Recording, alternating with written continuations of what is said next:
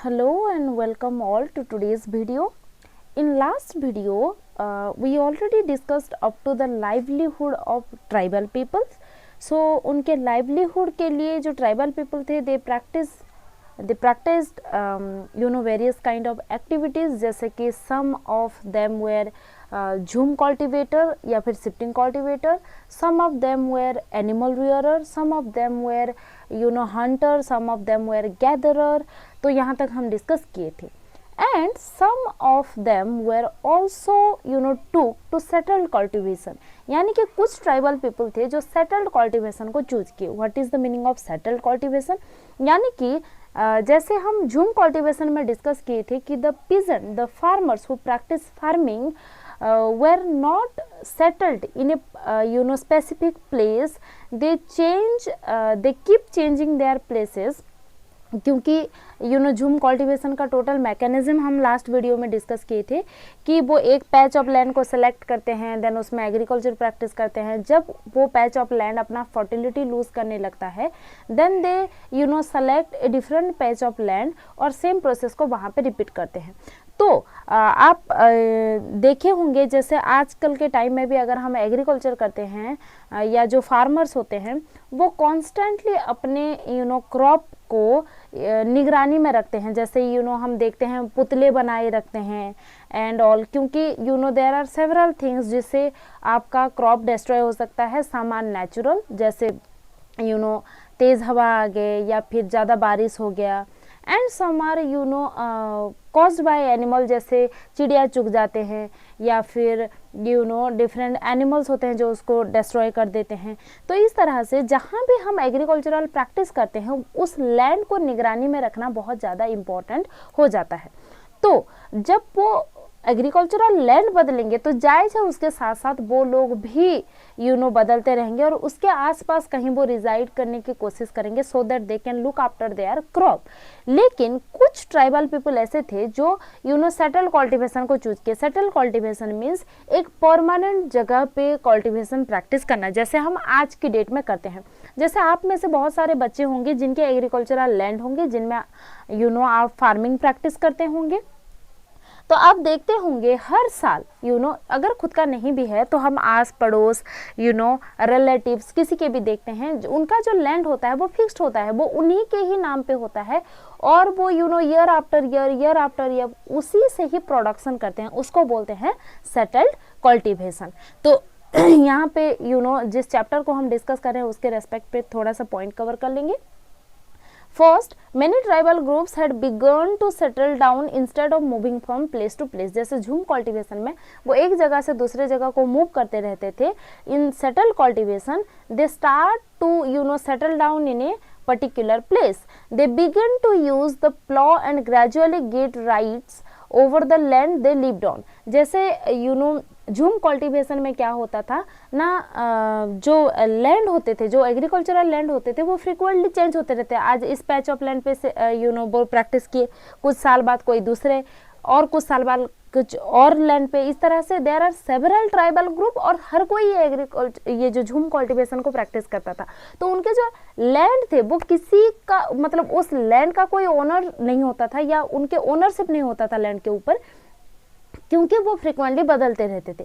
लेकिन after they took settle cultivation होने के बाद क्या होने लगा ना, उस पर्टिकुलर लैंड पे, क्योंकि हर साल उसी से ही प्रोडक्शन होता था, तो ग्रेजुअली उसके ऊपर उन लोगों का राइट बनने लगा कि हाँ ये ज़मीन इसका है, ये ज़मीन उसका है, ये ज़मीन एक्स का है या ये ज़मीन वाई का है. इस तरह से दे स्टार्ट ओनिंग, वो ओन करना स्टार्ट कर दिए. Then third point is few tribes such as Mundas consider the clan right over the land and assume the land to be belong to the whole clan. ये हम chapter के starting में भी discuss किए थे कि जो ट्राइबल ग्रुप होते थे उनका जो रिसोर्स होता था वो इंडिविजुअल नहीं होता था, रादर वो उनका क्लान का या कम्युनिटी रिसोर्स की तरह यूज़ करते थे, जहाँ पे जो होल रिसोर्स होता था वो उनका जो ट्राइबल चीफ होता था वो कंट्रोल करता था. एंड हर फैमिली को उनके नीड्स के अकॉर्डिंग डिस्ट्रीब्यूट होता था रिसोर्स का. तो मुंडा भी इस तरह से कुछ फंक्शन करते थे कि उनका जो भी लैंड होता था वो होल क्लैन का लैंड की तरह वो लोग रिकॉग्नाइज करते थे। Then fourth point is British officials saw settled tribal group like Gonds, Santhals as more civilized than hunter and gatherer और शिफ्टिंग कल्टीवेटर। जो ब्रिटिश थे उनको लगता था कि जैसे गोंड ट्राइब, सांताला ट्राइब, ये लोग सेटल्ड एग्रीकल्चर प्रैक्टिस करते थे, तो ब्रिटिशर को ये settled cultivator Hunter gatherer and shifting cultivator से ज़्यादा सिविलाइज्ड लगते थे। क्यों, उसके बारे में भी डिस्कस करेंगे, क्योंकि जो शिफ्टिंग कल्टीवेशन होने से क्या होता था, जो ब्रिटिश को रेवेन्यू कलेक्शन में प्रॉब्लम होता था, क्योंकि किसका कितना जमीन है, कौन क्या प्रोडक्शन करता है, उसका रिकॉर्ड मेंटेन करना प्रॉब्लम होता था, क्योंकि वो सालों बाद, सालों या 2 साल बाद, 3 साल बाद वो चेंज होते रहते थे। लेकिन शिफ्टिंग कल्टीवेशन से ब्रिटिशर्स को रेवेन्यू कलेक्शन में आसानी होने लगी।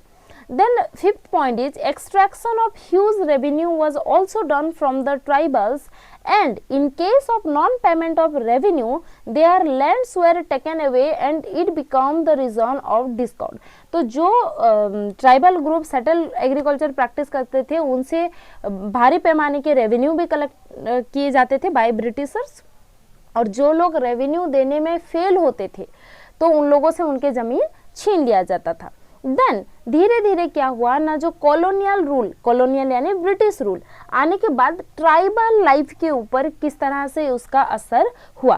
तो ये जो ब्रिटिश का आना एंड बहुत सारे रूल्स बनाना, बहुत सारे लॉज को चेंज करना, ये हर कम्युनिटी को अलग अलग तरह से इम्पैक्ट किया।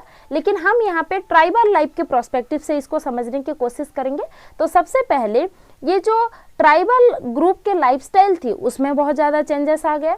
देन उनका जो फेथ था, ये हम क्लास 7th में ऑलरेडी डिस्कस किए हैं कि जो ट्राइबल ग्रुप्स होते हैं वो हमारे जो main stream God and goddesses होते हैं या हमारे मेन स्ट्रीम रिचुअल्स, ये सारे वो लोग फॉलो नहीं करते हैं।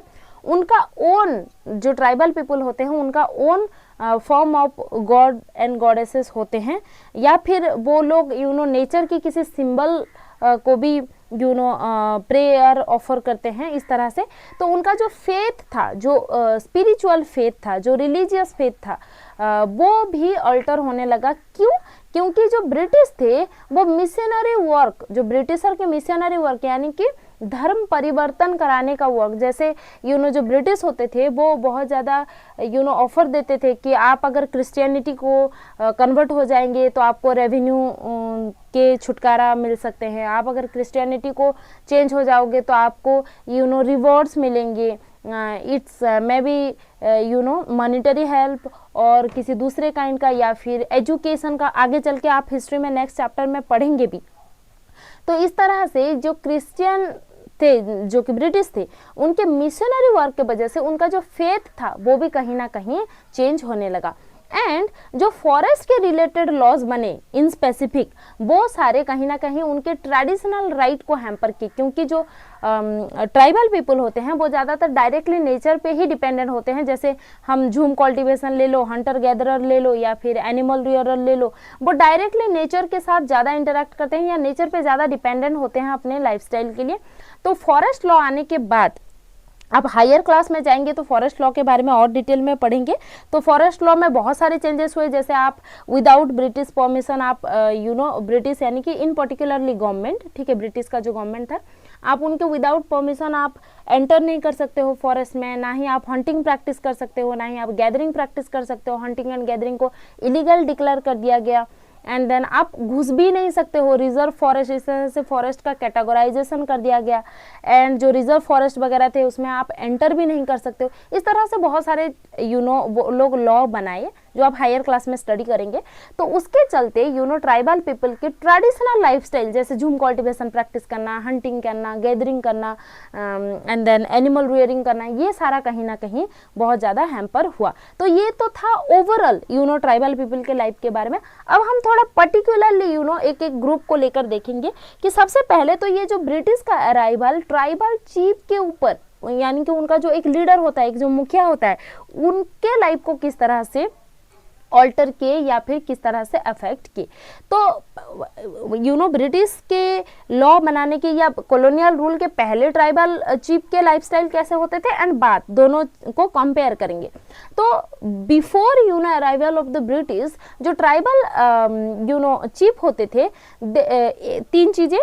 फर्स्ट, दे एंजॉयड इकोनॉमिक पावर। जायज है, एक ग्रुप का जो मुखिया होता है जितना भी उनका economy, not in the sense of money, जो मनी है that is the modern form है, आज के टाइम में हम मनी यूज करते हैं, और यहाँ पे इकोनॉमी इन द सेंस कि उनका रिसोर्स होल्डिंग, वो चाहे फूडिंग का हो सकता है, जो हंटिंग होंगे उसके मेजर पार्ट चीप को जाएंगे, जो गैदरिंग होगी उसके मेजर पार्ट चीप को जाएंगे। इस तरह से इकोनॉमी यानी not exactly money, not modern day money, but यहाँ पे economy in the sense of holding of resources, ठीक है। तो मोर इकोनॉमिक पावर होता था एंड उनका एडमिनिस्ट्रेटिव राइट होता था, जैसे डिसीजन मेकिंग करना, किसने गलत किया है, किसने सही किया है, किसको कितना रिसोर्स जाना चाहिए, इस तरह से उनका एडमिनिस्ट्रेटिव पावर होता था। एंड कंट्रोल देयर टेरिटोरीज, यानी कि जो पूरे टोटल क्लैन के लिए वो लोग क्लेम करेंगे कि यहाँ अप टू दैट फॉरेस्ट वो हमारे कौन ट्राइब को जाता है, या अप टू दैट एरिया गॉन ट्राइब को जाता है, या हमारा जो सांतालो कम्युनिटी है वो लोग इस एरिया के बीच में रहेंगे। इस तरह से एक टेरिटोरी डिफाइन करना, ये सारा ट्राइबल चीफ के हाथ में ये सारे पावर्स होते थे। पर जब ब्रिटिश रूल आ गए, क्या क्या चेंजेस हुए?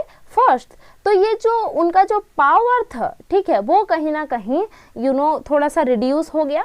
जैसे कि उन लोगों को टाइटल रखना अलाउड था लेकिन एडमिनिस्ट्रेटिव राइट नहीं था। टाइटल यानी कि क्या होता है, जैसे जमींदार, मुखिया, यहाँ पे ट्राइबल चीफ, इस तरह से वो बस नाम के हेड रहेंगे, बट उनके पास कोई एडमिनिस्ट्रेटिव पावर नहीं होगा, कोई डिसीजन मेकिंग पावर नहीं होगा। जैसे हम आपके क्लास के हिस्ट्री के पहले वाले फर्स्ट सेकंड चैप्टर में सेकंड थर्ड चैप्टर में ऑलरेडी डिस्कस किए हैं, जैसे पॉपेट नवाब के बारे में डिस्कस किए थे। यानी कि राजा तो कोई रहेगा, उनको रूल करने का कोई इंटेंशन नहीं था, वो बस चाहते थे कि उनके फेवर में ट्रेड जाए और वो ट्रेड उनके फेवर में जाने वाले कुछ रूल लागू हो, ऐसा वो चाहते थे। तो उन लोगों ने क्या करना स्टार्ट कर दिया, वो नवाब सेलेक्ट करना स्टार्ट कर दिया जहाँ पे नवाब तो कोई रहेगा, लेकिन क्योंकि वो ब्रिटिशर के वजह से या फिर आपके ईस्ट इंडिया कंपनी के वजह से उसको वो पोस्ट मिला है, तो वो कहीं ना कहीं रेगुलेटेड रहेगा बाय ईस्ट इंडिया कंपनी। यानी कि उसको जो रूल बनाने के लिए बोलेंगे वो वही करेगा, उसको जो नहीं करने के लिए बोलेंगे वो नहीं करेगा। यानी कि पॉपेट नवाब उसी तरह का कुछ हाल हो गया आपके ट्राइबल चीफ्स के। यानी कि उनके पास टाइटल तो रहा, ठीक है, लेकिन एडमिनिस्ट्रेटिव राइट जो था वो रिड्यूस हो गया। देन उनको ब्रिटिश ऑफिशियल जो लॉज बनाते थे उसको फॉलो करना कंपल्सरी कर दिया गया। हम पहले भी डिस्कस कर चुके हैं, क्लास 7th में भी डिस्कस किए हैं। और ये ट्राइब्स होते हैं उनका सबसे कॉमन क्राइटेरिया होता है कि वो main stream rules, main stream regulations, main stream customs, main stream rituals ये सारे फॉलो नहीं करते हैं। They have their own guidelines, उनके एक पर्टिकुलर ट्राइब के पर्टिकुलर गाइडलाइन होते हैं, वो उसी को ही फॉलो करते हैं। लेकिन यहाँ पे क्या जरूरी हो गया कि जो ब्रिटिश का लॉ है उसको फॉलो करना उनके लिए बहुत ज़्यादा जरूरी हो गया, जो कि अगेन कहीं ना कहीं उनके पावर को रिड्यूस कर दिया। Then they were forced to give tributes to the British. ये जैसे ट्रिब्यूट्स के बारे में आई थिंक क्लास 6 से हम पढ़ते आ रहे हैं, जैसे पहले राजा महाराजा थे तो उनको ट्रिब्यूट दिया जाता था, यानी कि गिफ्ट्स, ठीक है। जैसे उनका जितना भी यहाँ पे ट्राइबल पीपल क्या ट्रिब्यूट देंगे, जैसे उनके जितना जहाँ पे उनको रहने के लिए अलाउड किया जाएगा, वो जो फॉरेस्ट है वो यूनिवर्सल रिसोर्स है, हर किसी का है। जहाँ पे वो पहले हक से रहते थे, अब बाय ब्रिटिश परमिशन उनको वहाँ पे रहना पड़ा। और ऊपर से अगर उतने एरिया के बीच में कोई भी डिसीजन लिया जाएगा या कुछ, तो वो ब्रिटिश का ही होगा, ये बस फॉलोअर रहेंगे। उतने एरिया से उनको हंटिंग का परमिशन लेना पड़ेगा। ऊपर से जितना मान लो हंटिंग की या मीट प्रोडक्शन हुआ उसमें से ब्रिटिश को शेयर देना पड़ेगा in the form of tribute, या फिर जितना उतना गैदरिंग होता है जो वैल्यूएबल फॉरेस्ट एसेंशियल होते हैं, जैसे मेडिसिनल हर्ब्स होते हैं या फिर आपके हनी होते हैं, लाख होते हैं, इस तरह से बहुत ही कीमती चीज़ें होते हैं जो फॉरेस्ट प्रोडक्ट्स होते हैं, वो भी उनको गिफ्ट के तौर पे देना पड़ेगा। इस तरह के बहुत सारे यानी कि इस तरह के चेंजेस आए कि उनको अब ब्रिटिश ऑफिशियल्स को ट्रिब्यूट देना था, जो कि उनके ओबियस है कि उनके जो रिसोर्स होंगे, उनके जो हार्डवर्क्स होंगे, उसमें से कुछ कंट्रीब्यूट करना, नॉट एग्जैक्टली कंट्रीब्यूट, गिफ्ट करना पड़ेगा ब्रिटिश ऑफिशियल्स को। And then discipline the tribal group on behalf of British.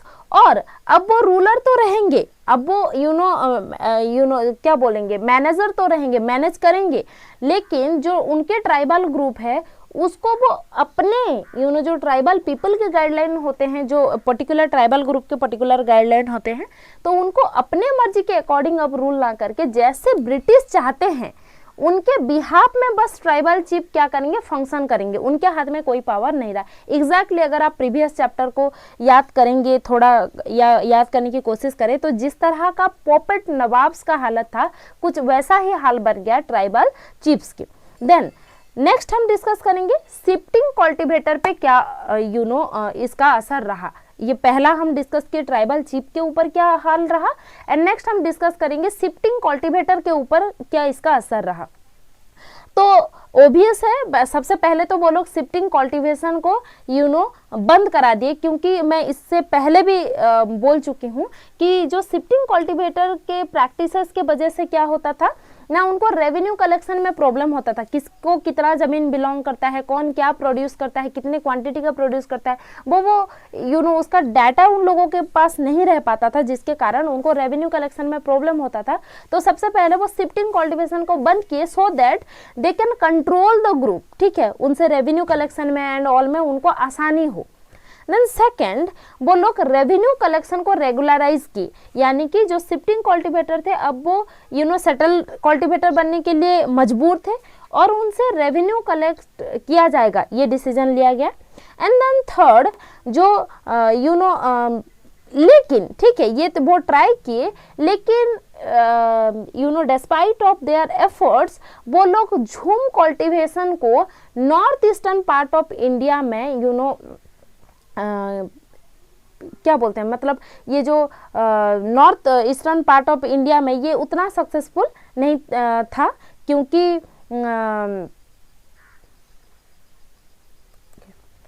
And third, ये जो ब्रिटिश का एफर्ट था कि जो हमारे जो शिफ्टिंग कल्टीवेटर थे उनको किस तरह से सेटल कराया जाए, ये effort north eastern part of India में काफ़ी सक्सेसफुल नहीं रहा, क्योंकि जो north eastern part of India था वो उतना ज़्यादा फर्टाइल नहीं था।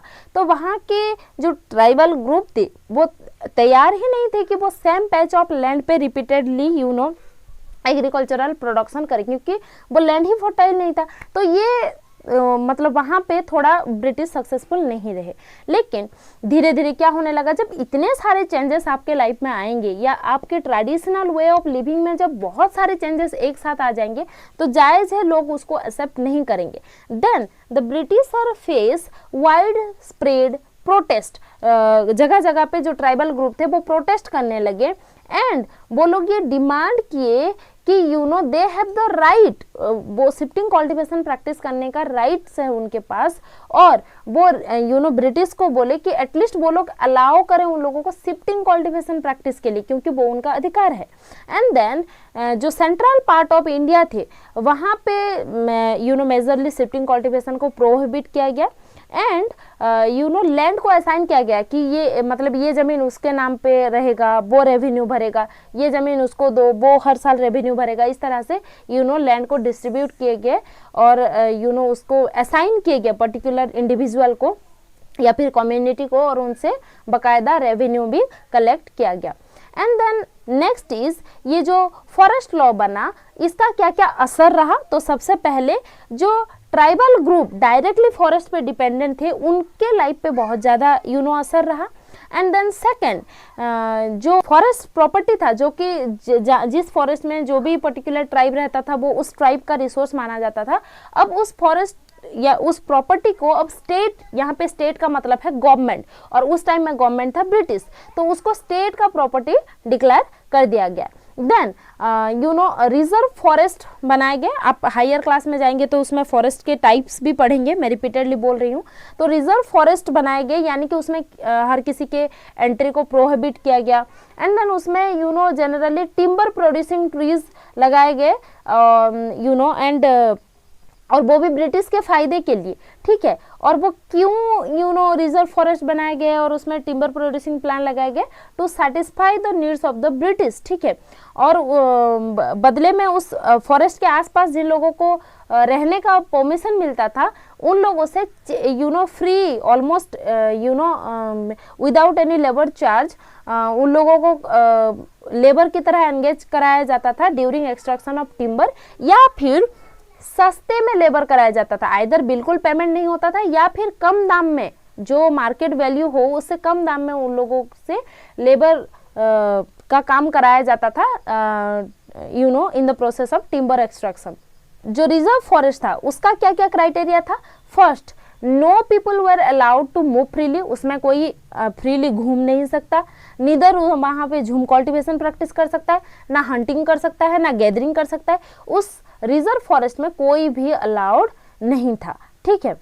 और फॉरेस्ट लॉ था वो ट्राइबल पीपल को कहीं ना कहीं अफेक्ट किया। तो जो ट्राइबल पीपल थे they start revolting against the British. जायज़ है, जब आपके हर एसेंशियल को कोई क्लोज करने की कोशिश करे तो आप ओबियस है उसका अपोज करेंगे। तो उसी तरह जो ट्राइबल ग्रुप थे they rise against the British, वो लोग ब्रिटिश के अगेंस्ट हल्ला बोल दिए। देन आज के क्लास में हम क्या क्या डिस्कस किए कि ये जो कॉलोनियल रूल आने के बाद ये किस तरह से ट्राइबल चीफ के लाइफ को अफेक्ट किया, किस तरह से शिफ्टिंग कल्टीवेटर के लाइफ को अफेक्ट किया, एंड किस तरह से ओवरऑल ट्राइबल ग्रुप के लाइफ को अफेक्ट किया। सो हम नेक्स्ट वीडियो में डिस्कस करेंगे कि ये जो कॉलोनियल रूल आया ये और किस किस चीजों में ट्राइबल पीपल को किस तरह से दिक्कत पहुंचाई, उसके बारे में हम डिस्कस करेंगे। सो आज के लिए इतना ही। Thank you.